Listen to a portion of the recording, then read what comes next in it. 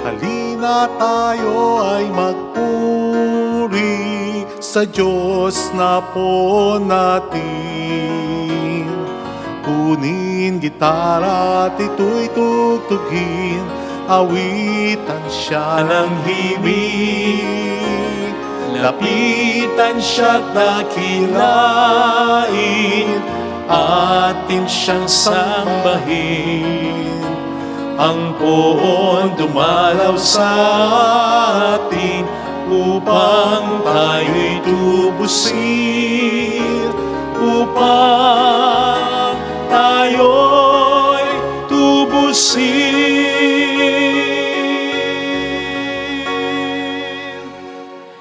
Sa ngalan ng Ama at ng Anak at ng Espiritu Santo. Amen. Amen. Sumainyo ang Panginoon. At sumaiyo rin. Ang hindi raw marunong lumingon sa pinanggalingan ay hindi makakarating sa paroroonan. Ngayon ay nilililingon po natin ang kapistahan ng pagtatalaga sa palasyong simbahan sa Laterano, Roma. Wala po tayo sa simbahang ito pero ipinagdiriwang natin ang kanyang pagkakatalaga dahil siya'y napakahalaga. Siya po ang unang tahanan ng mga Santo Papa at siya rin ang unang naging opisyal nating simbahan nang ang Kristyanismo ay malaya ng nakakasamba sa tunay ng Diyos in public, sa publiko. Pagkatapos na i-persecute ang mga Kristiyano. Ang nag-donate ng lugar ay ang pamilya Laterano, kaya ito ay naipangalan din sa kanila. But in honor first of our Lord Jesus Christ, our Savior, later on, kay John the Baptist, kaya St. John Lateran Church. Hilingin natin ang pagpapala ng ating Panginoon sa ating simbahan. Upang tayo maging marapat sa misang ito, magsisimula tayo sa ating mga kasalanan. Tayo pong lahat, inaamin ko sa makapangyarihang Diyos At sa inyo, mga kapatid, nalubha akong nagkasala sa isip, sa salita at sa gawa at sa aking pagkukulang.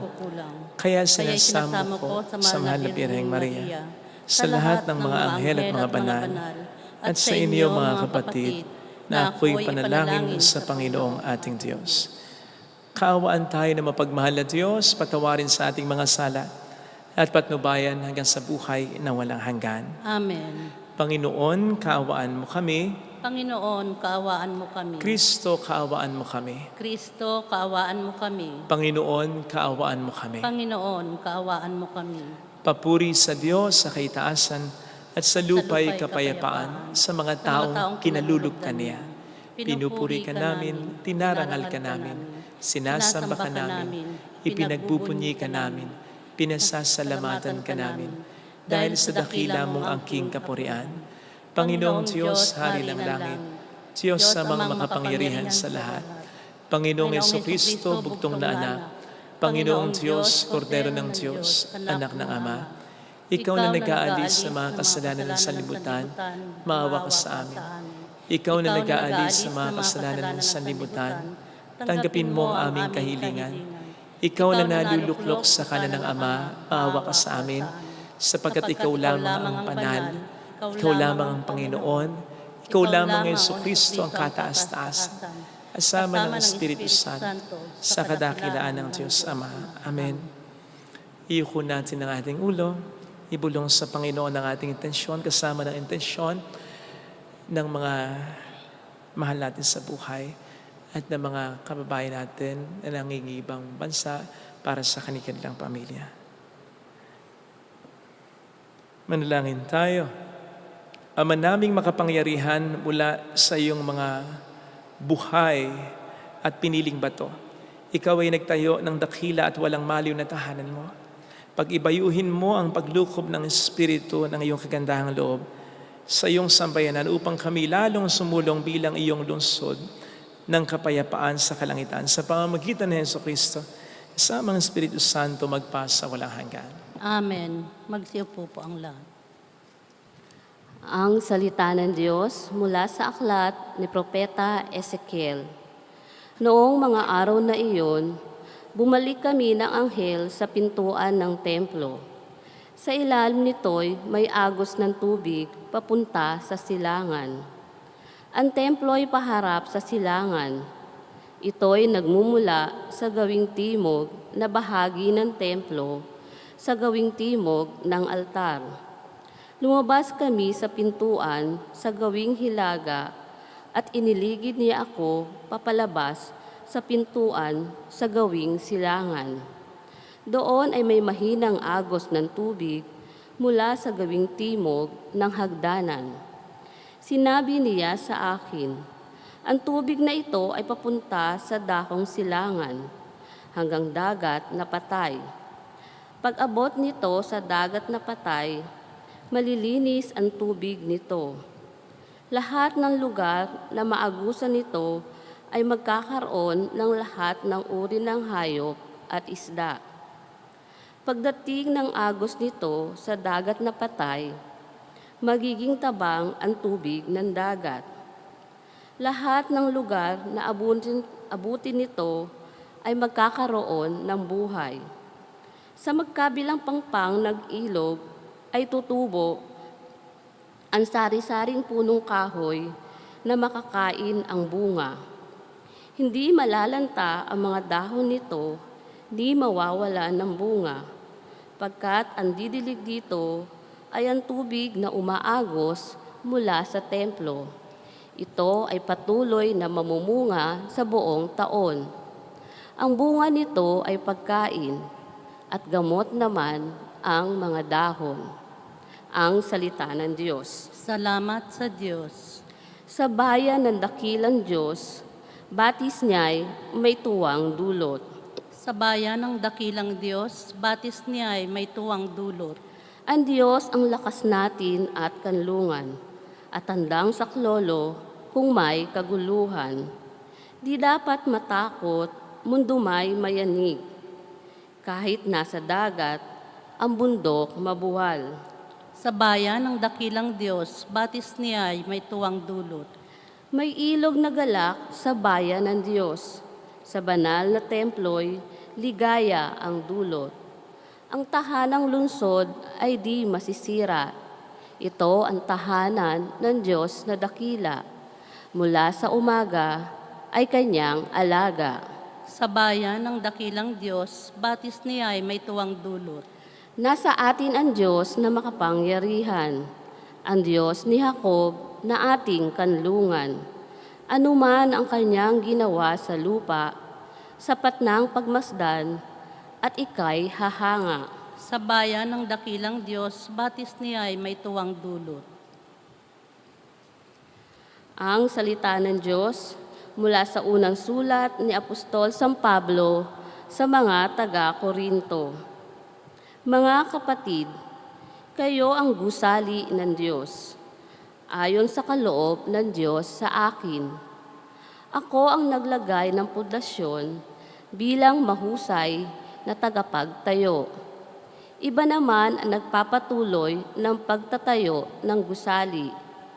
Ngunit maging maingat ang bawat nagtatayo, sapagkat wala nang ibang pundasyon na maaring ilagay liban sa nailagay na, si Hesu Kristo. Hindi ba ninyo alam na kayo'y templo ng Diyos at naninirahan sa inyo ang kanyang Espiritu? Parurusahan ng Diyos ang magwasak ng templo niya, sapagkat banal ang templo ng Diyos, at kayo ang templong iyon. Ang salita ng Diyos. Salamat sa Diyos. Magsitayo po ang lahat.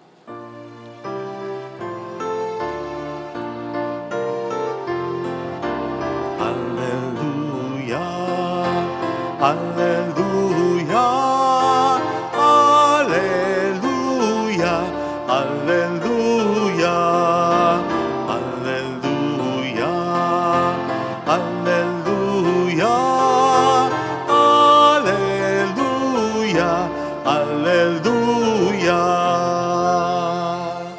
Sumainyo ang Panginoon. At sumaiyo rin. Ang mabuting balita ng Panginoon ayon kay San Juan. Papuri sa iyo, Panginoon. Malapit na ang Pasko ng mga Hudyo kaya pumunta si Jesus sa Jerusalem. Nakita niya sa templo ang mga nagbibili ng mga baka, mga tupa at mga kalapate at ang mga namamalip ng salapi. Gumawa siya ng isang panghagupit na lubid at pinagtabuyang palabas sa mga mangangalakal pati mga baka at tupa. Isinabog niya ang salapi ng mga mamalit at pinagtataob ang kanilang mga hapag. Sinabi niya sa mga nagbibili ng kalapati, "Alisin niyo rito ang mga ihan. Huwag niyong gawing palengke ang bahay ng aking ama." Naalala ng kanyang mga alagad na sinasabi sa kasulatan, "Ang aking malasakit sa iyong bahay parang apoy na nag-aalab sa puso ko." Dahil dito'y tinanong siya ng mga Hudyo, "Anong tanda ang maibibigay mo upang patunayang may karapatan kang gawin ito?" Tumugon si Jesus, "Gibain ninyo ang templong ito at muli kong itatayo sa loob ng 3 araw." Sinabi ng mga Hudyo, 46 na taon na ginawa ang templong ito at itatayo mo sa loob lamang ng 3 araw? Ngunit ang templong tinutukoy ni Jesus ay ang kanyang katawan. Kaya't nang siya'y muling mabuhay, naalala ng kanyang mga alagad na sinabi niya ito at naniwala sila sa kasulatan at sa mga sinabi ni Jesus. Mga kapatid, ang mabuting balita ng Panginoon. Pinupuri ka namin, Panginoong Hesukristo. Narinig po natin sa ating binasang ebanghelyo ang paglilinis na ginawa ni Jesus sa templo. Bagay na ikinagalit ng mga namamahala rito. Ang ikinagalit nila ay hindi lamang yung literal na paglilinis ni Jesus sa templo, sapagkat kung tutuusin, kailangan na talagang linisin ito. Napakaraming hayop na naghambalang.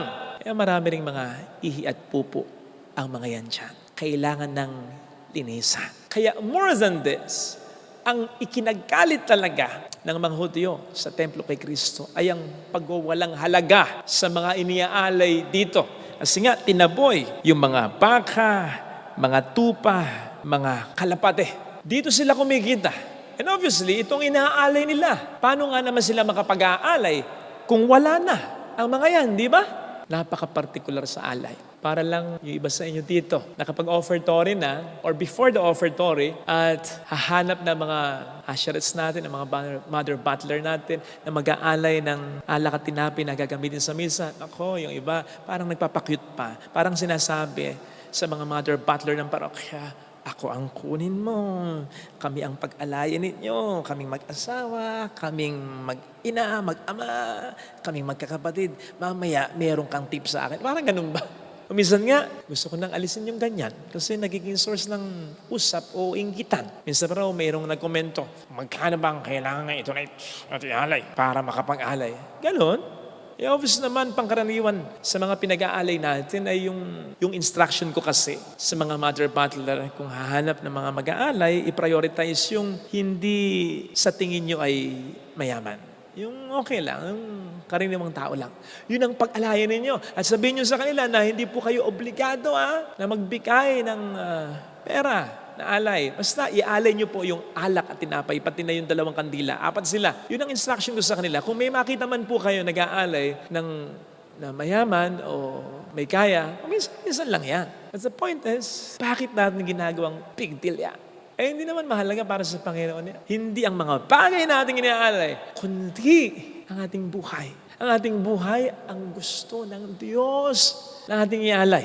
Kaya naman, sa paglilinis ni Jesus sa templo, at sa allegedly pagpawalang halaga niya sa mga alay sa templo, ang gusto niyang sabihin dito ay, hindi mahalaga ang lahat ng ito sapagkat eto na, sa harap niyo, ang mag-aalay para sa lahat ng tao at buhay ko ang ialay ko. Kaya nga sinasabi, sulat sa mga Hebreo, ang alay ni Jesus, ang pinakaganap na perfect sacrifice. Yun ang alay na kalugod-lugod sa Diyos. Ang buhay ni Jesus. No wonder, ito rin ang encouragement sa atin ni St. Paul sa Romans 12, verse 1, and I quote, "I urge you therefore, brothers, through the mercies of God, to offer your body as a living sacrifice, holy and acceptable to God, your spiritual worship. Ang tanong ay, kung iaalay kaya natin ngayon sa Diyos ang ating buhay, ito pa ay alay na holy, banal, acceptable, kalugod-lugod na alay para sa puong may kapal? Alam po ninyo kapag may kinakasal dito, bago yung kasal, tinatanong namin sila sa pamamagitan ng aking sekretarya, kung bukod sa iaalay na tinapay at alak na i-consecrate sa misa, ay gusto pa nilang magpaalay ng ibang mga bagay. Pag sinabi nilang yes, kami na ang nagsasuggest kung ano yung po pwede nilang ialay. Kung ano yung po pwede nilang ialay, nasa sa kanila pa rin kung ano ang kanilang iaalay. Pero nagsasuggest na kami. Halimbawa, suggest ako, gusto nilang fruits, few number of fruits lang. O kaya, sa kaso ko, milk, kahit isang milk. O kaya, energy drink, kahit isang maliit na energy drink. Again, laging may kahit isa lang po. Bakit kami humandong sa ganitong mga suggestion? Kasi yung mga unang mga kinakasal dito, pansin namin, bukod dun sa iaalay na alak at tinapay na i-consecrate na nga sa misa, alam nyo yung nakalagay sa lalagyan, sa ciborium at dun sa mga cruets. Nag-aalay pa rin ng bote-boteng, maso wine, mompo, at mga plastic, samdamukal na mga ostya. Kaya napupuno ng mga alak at ostya ang sakristiya. To think na, lalong-lalo na yung alak kaunti lang ako maglagay kasi acidic ako Hindi naman din ako manginginom. Yes, yan ay binibigay din naman namin sa iba, sa ibang mga kapilya o parokya. Pero sobrang dami And I just thought, pwede naman siguro ako mag-suggest. Para kapag tinanggap ko na yung alay, hindi ko naman maisip sa loob-loob ko. Alak na naman, ostya na naman, walang katapusan. Don't get it wrong, Again, sinasabi namin na kung gusto nyo lang. And again, sinasabi namin, kahit isa lang. Yung isang energy drink, mas hamak na mura yan. Very cheap yan kumpara sa isang mass wine. So, nasa kanila pa rin. It's just that, para maging kalugod-lugod naman sa akin yung alay. At kaya ko lang naman din ikinuwento yan para i-drive yung point ko na kung ating buhay kaya iaalay natin sa Diyos. Ngayon, sige nga, ito kaya ay maging kalugod-lugod na alay para sa Kanya. O sabihin niya, yan na namang buhay na yan na may kayabangan. Yan na namang buhay na yan na maraming kasalan. Yan na namang buhay na yan na kayabang-yabang, walang pagbabago. Yan na namang buhay na yan na may number 2. Yan na namang buhay na yan na puro kalungkutan ang nasa isipan at nasa kalooban. Yan na namang buhay na yan na pampapanlamang. Hindi naman magbabago ang buhay na yan. Sana wag naman. Remember that Jesus knows our hearts. He knows our life. Kapansin-pansin kong minsan na yung mga mag-aalay sa aisle na mga consecrate na alak at tinapay at kandila. Very conscious sila sa ayos nila. Yung iba, mababalitaan mo, nagtatanong pa, ano bang isusod ko? Okay na ba yung ganito? At makikita mo rin na parang very conscious sa paglakad nila, sa paghawak ng mga alay. Obviously, iniisip nila ang sasabihin ng tao. Huwag ganon. Sa pag-aalay, lalo tigit ng ating buhay, ang lagi nating iisipin kung kalugod-lugod ba tayo, hindi sa tao, kundi sa Diyos. Sapagkat kung tayo may malinis na konsensya, kung tayo nagpapakabuti naman talaga, kung tayo nag-struggle against sin, kung tayo nag-i-establish sa tulong ng Diyos ng malalim na relasyon sa Kanya. Sinisigurado ko po sa inyo, kahit ano pang isuot nyo, kahit ano pang ialay niyo, kahit wala pa kayong alay na material, ang inyong buhay ay siyang magiging napakakalugod-lugod na alay. Kaya nga po, very symbolic palagay ko, yung pag nag-aalay kayo ng mga alak at tinapay dyan sa aisle, mag-aalay kayo, nakikita kayo ng mga tao all the while, pero sa kaduluduluhan, saan ba kayo mag-aalay? Sino bang dadatnan niyo sa kaduluduluhan? Di ba't ang pare na nagre-represent sa ating Panginoong Jesucristo, ano man ang kahinaan nito? Lalong-lalo na you'll end up dito sa krusipiho, sa ating Panginoong Jesucristo. Na para bang sinasabi ng symbolic na action na ito, in the end, what will truly matter is not what people say and think of you, but how God sees you.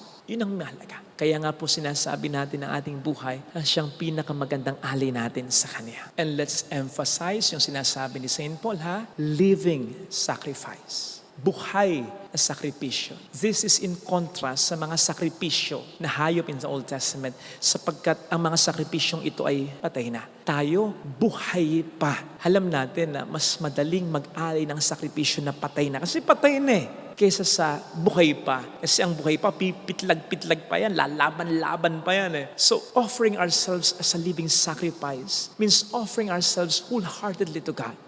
Na kahit may mga sarili tayong gusto, sarili tayong layunin sa buhay, ang lahat ng ito ay itutuon natin, ililinya natin sa kalooban ng Diyos para sa atin. And not just that, pag sinabing living sacrifice, a life that is vibrant, a life that is healthy pa, malakas pa, hindi yung kung kailan natin ialay ang ating buhay sa Diyos ay may sakit na tayo, kung kailan nasa takip silim na tayo ng buhay natin, wala namang pong masama. Kaya nga sabi nila, huli man daw at magaling na ihabol rin. Pero kung minsan, kahit maihabol pa rin ang huli, huli pa rin. Maganda na habang malakas pa tayo, habang healthy pa tayo, habang punong-puno pa tayo ng buhay, ialin natin sa Diyos ang ating buhay. Lagi ko nga pong sinasabi sa mga kaibigan ko, maganda na isinusuko na natin ang ating buhay sa Panginoon habang may choice pa tayo. Pag sinabing may choice pa tayo, yung pwede pa tayong magpakasama, pwede pa natin siyang kalimutan, pwede pa natin siyang i-disregard kasi malakas pa tayo, nasa prime pa tayo ng ating buhay, marami pa tayong pwedeng gawin, marami pa tayong pwedeng maranasan. Mas magandang at the prime of our life, doon natin ialin na sa Panginoon ang ating buhay. Besides, dadako naman tayo din. So bakit pa natin ipagpapaliban ngayon? Mag-aalay ba tayo sa Panginoon ng alak at tinapay na pa-expire na? Mag-aalay ba tayo limbawa sa Panginoon ng mga prutas na pabulok na? Mag-aalay ba tayo ng buhay sa Panginoon na nalaspag na ng pagkakasala? O sana ialay natin ang ating buhay sa Panginoon habang maaga. So ngayon po ay pinagdiriwang natin ang kapistahan ng pagkakatalaga sa St. John Lateran Church. Katulad ng sinasabi sa ating ikalawang pagbasa, ang templo ng Panginoon ay hindi lamang ang simbahan kundi ang ating katawan. Kaya't ito rin naman ay ating pangalagaan. At kung ang simbahan ay itinatalaga sa Diyos, ang ating katawan, ang ating buong katauhan ay italaga rinawa natin sa poong may kapal.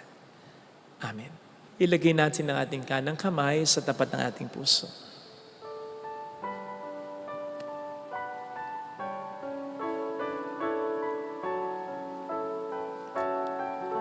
Awitin natin. Alam kong may magagawa ang Diyos.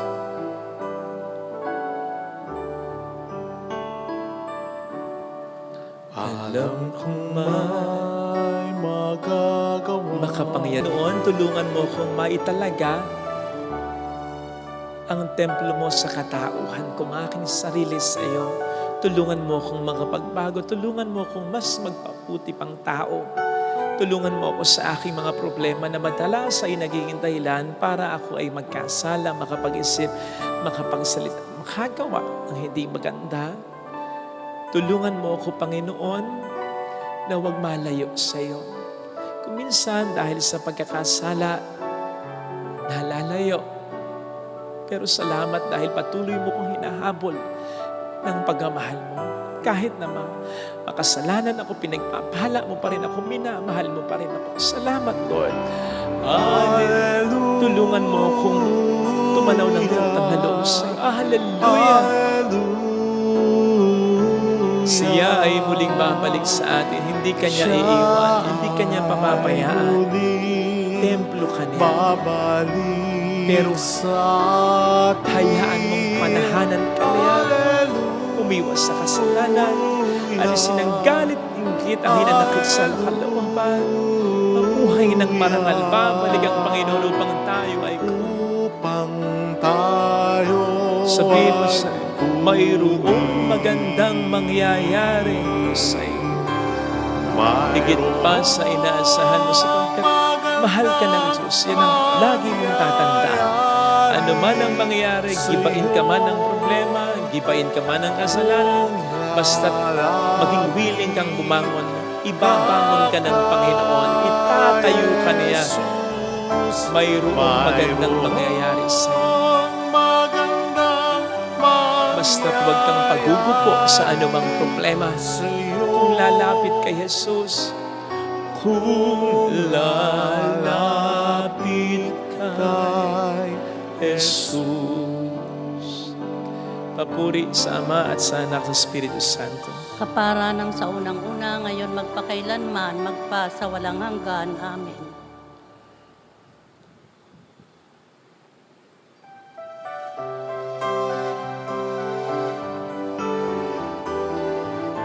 Pag-aalay.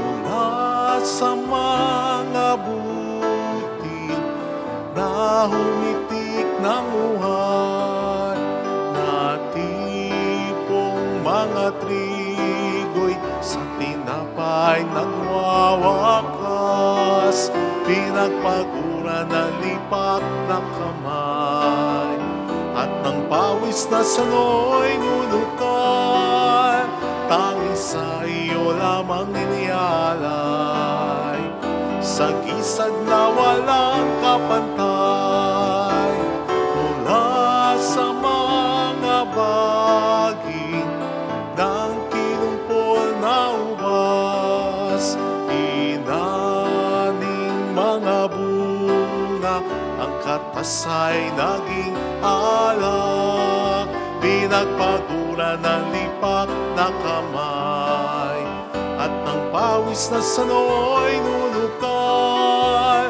tanging sa iyo lamang inialay, sa gisag na walang kapantay. Magsitayo ang lahat. Manalangin tayo pang ating handog ay maging kalugod-lugod sa Diyos samang makapangyarihan. Tanggapin nawa ng Panginoon itong paghahain sa iyong mga kamay, sa kapurihan niya at karangalan, sa ating kapakinabangan, at sa buong sambayanan niyang banal. Ama naming lumikha, tanggapin mo ang paghahangi ito at ipagkaloob mo sa mga nananalangin sa iyo ang lakas na dulot ng pakikinabang sa mga inialay dito. Sa pamamagitan ni Jesucristo, asama ang Espiritu Santo magpasa walang hanggan. Amen. Sumainyo po ang Panginoon. At sumaiyo Itaas sa din, Diyos ang inyong puso at diwa. itinaas na namin sa Panginoon. Pasalamatan ng Panginoong ating Diyos. Marapat na siya ay pasalamatan. Ama naming makapangyarihan, tunay nga pong marapat na ikaw ay aming pasalamatan. Minarapat mong manahan sa bahay dalangin ng itinayo para sa iyo upang kami mahubog mo bilang tahanan ng iyong Espiritu na maipagkakapuri mo sa pagtataglay ng iyong sariling kaligtaan. Itinilagam mo sa iyong kabanalan ang gusaling kababanaagan ng iyong tinipong sambayan ng kaisa ng anak mo, palagi ng makapagluwal ng mga kasapi na sa iyo sasapit ng maluwalhati. Kaya kaisa ng mga anghel na nagsisiawit ng papuri sa iyo na walang humpay sa kalangitan, kami po'y nagbubunyi sa iyong kadakilaan. Santo, Santo, Santong Panginoong Diyos ng mga hukbo, napupuno napupuno ang langit at lupa ng kadakilaan mo. Hosana sa kaitaasan. Pinagpala ang naparito sa ngalan ng Panginoon. Hosana sa kaitaasan. Ama naming banal, ikaw po ang bukal ng tanang kapanalan. Kaya't sa pamamagitan po ng iyong Espiritu, gawin mo pong banal ang mga kaloob na ito upang para sa amin ay maging katawan at dugo ng iyong anak na aming Panginoong Hesukristo. Bago niya pinagtiis ang kusang loob na maging handog, hinawakan niya ang tinapay, pinasalamatan kaniya. Pinaghati-hati niya iyon, iniabot sa kaniyang mga alagad at sinabi, tanggapin ninyong lahat ito at kanin. Ito ang aking katawan na ihahandog para sa inyo.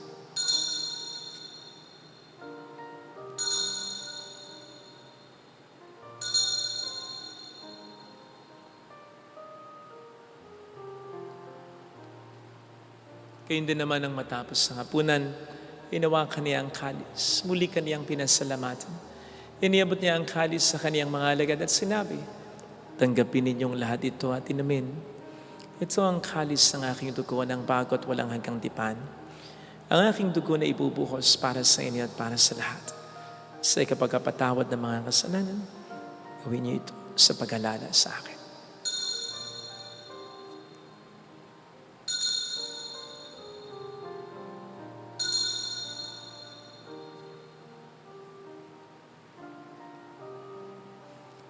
Ang misteryo ng ating pananampalataya, Si Kristo'y namatay, si Kristo'y nabuhay, si Kristo'y babalik sa wakas ng panahon. Ama, ginagawa namin ngayon ang pag-alaala sa pagkamatay at muling pagkabuhay ng iyong anak.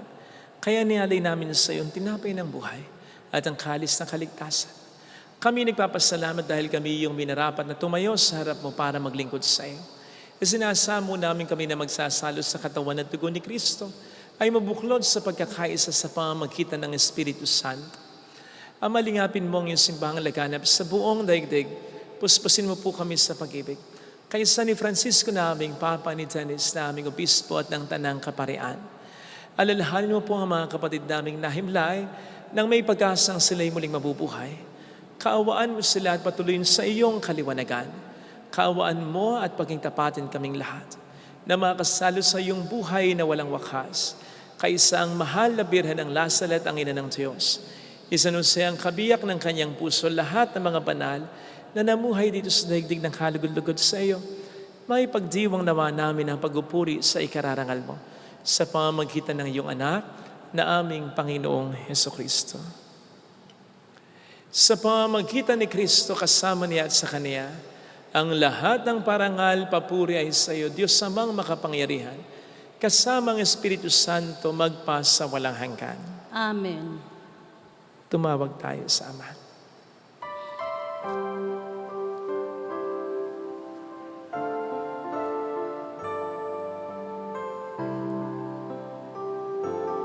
Ama namin, sumasalangit ka, sambahin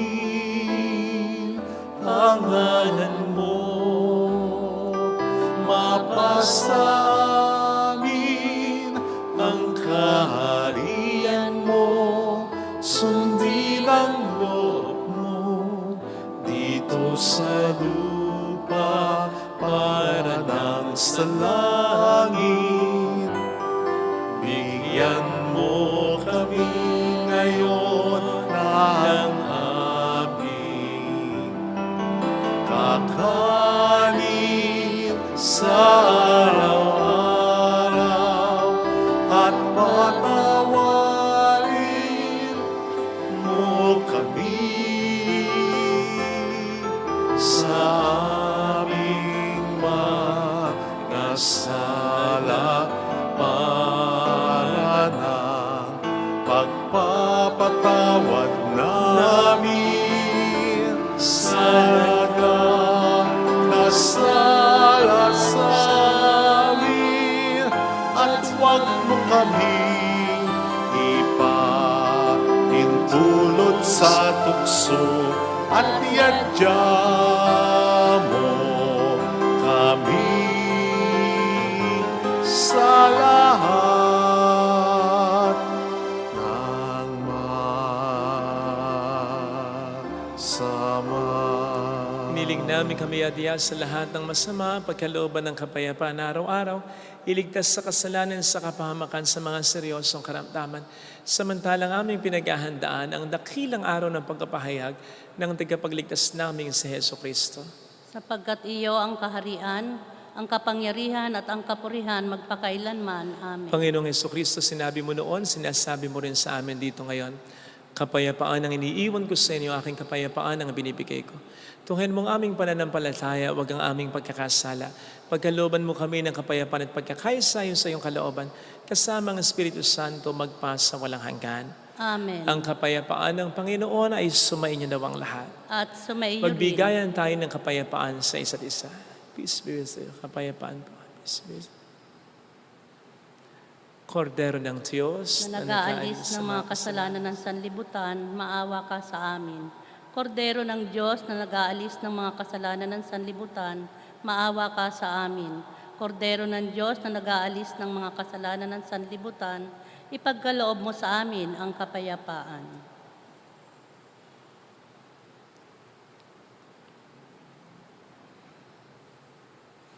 Narito sa harap natin ng Panginoon ang ating buhay at kaligtasan.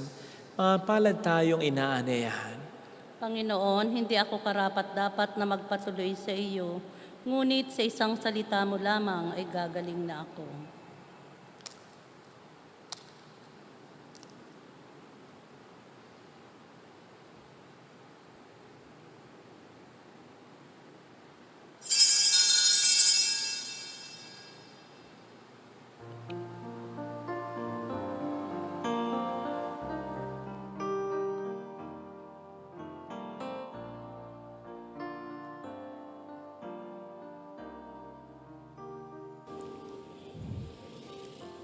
Panalangin para sa espiritual na pakikinabang. Panginoong Hesus, ako ay naniniwala na ikaw ay nasa kabanal-banalang sakramento. Iniibig kita ng higit sa lahat at ninanasa kong tanggapin ka sa aking kaluluwa. Sapagkat sa mga sandaling ito, hindi kita matatanggap sa sakramento. Tumuloy ka sa espiritu sa aking puso. Niyayakap kita na para bang naririto ka na. Inaalay ko ng buong buo ang aking sarili sa iyo. Huwag mong hayaang mawalay ako sa iyo. Amen. sa buhay ko. Bagong ligaya ang nadarama. Bagong pag-asa ang nakikita.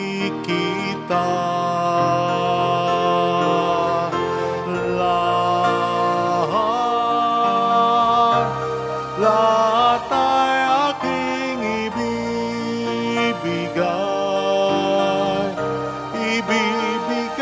pati aking buhay upang purihin siya.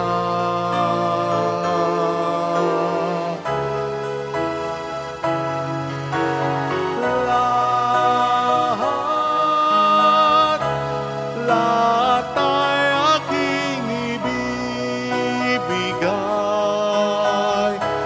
ibibigay pati aking buhay upang purihin siya.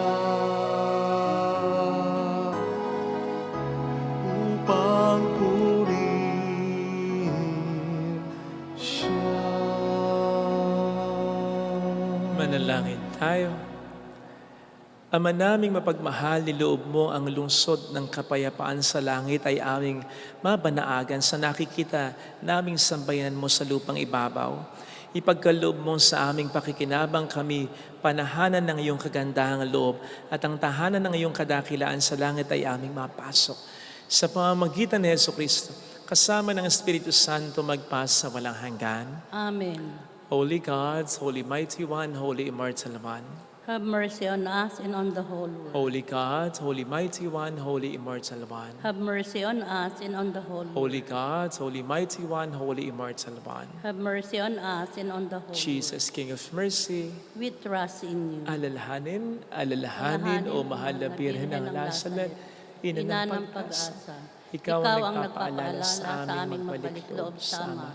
Ito ang nagpapatunay na ang kagandahang loob mo'y nanatiling busilak. Sa pag-aaruga mo sa amin, tungkulin mo'y tinupad. Sa paanan ni Kristo, itinuring mo kaming mga tunay mong anak. Kaya ninais mong isa'y huwag mapahamak. Maging sa iyong walang tigil na pananalangin, pati luha ay pumatak. Huwag namang mawala ng saysay ang iyong paghihirap.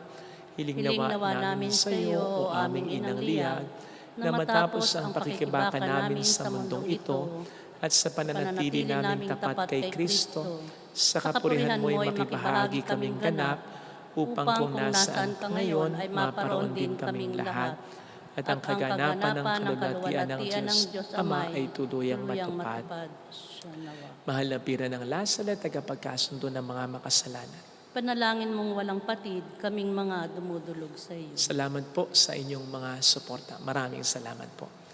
Sumainyo ang Panginoon. At sumaiyo rin. Pagpalain kayo kasama ng ating pamilya na mapagmahal na Diyos, ng Ama at ng Anak at ng Espiritu Santo. Amen. Humayo tayo sa kapayapaan ni Kristo. Salamat sa Diyos. Thank you rin po.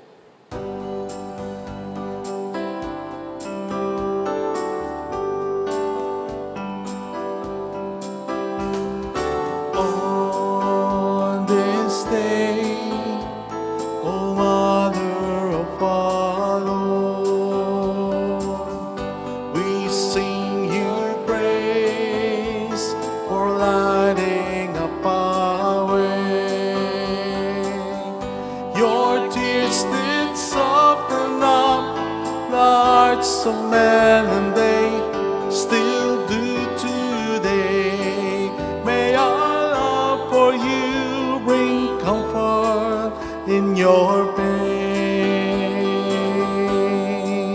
They saw a gray light near the spring, and then it lowered and they saw it part.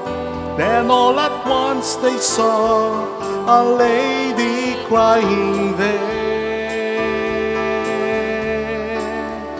and she walked on while she spoke. They saw her tears flow from her eyes. They flow in steady streams of light. They flow in steady streams of light.